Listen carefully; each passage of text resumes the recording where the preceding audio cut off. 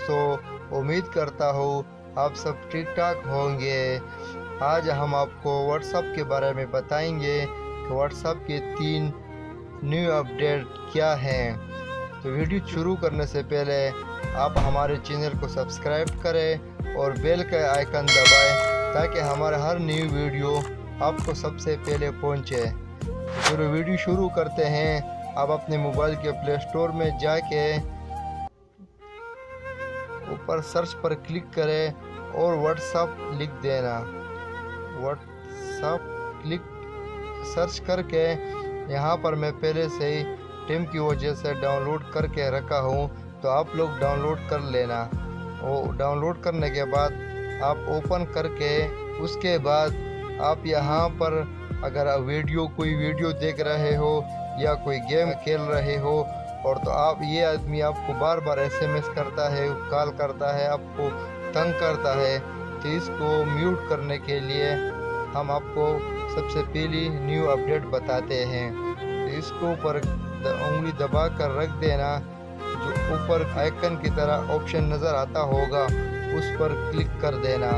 उसके बाद अगर आप चाहते हो 8 घंटों के लिए इसको म्यूट करना है, 1 हफ्ते के लिए म्यूट करना है, अलविदा हमेशा के लिए, तो इस वक्त हम इसको 8 घंटों के लिए म्यूट करते हैं। ओके के बटन दबा के ये आप इधर ये क्रॉस का निशान आ गया तो 8 घंटों के लिए ये आपको तंग नहीं करेगा। और अब हम आपको दूसरी अपडेट के बारे में बताते हैं। व्हाट्सएप के ऊपर सर्च के आइकन पर क्लिक करें और यहाँ पर न्यू अपडेट देखें। Photos, videos, link, gif, audio, documents.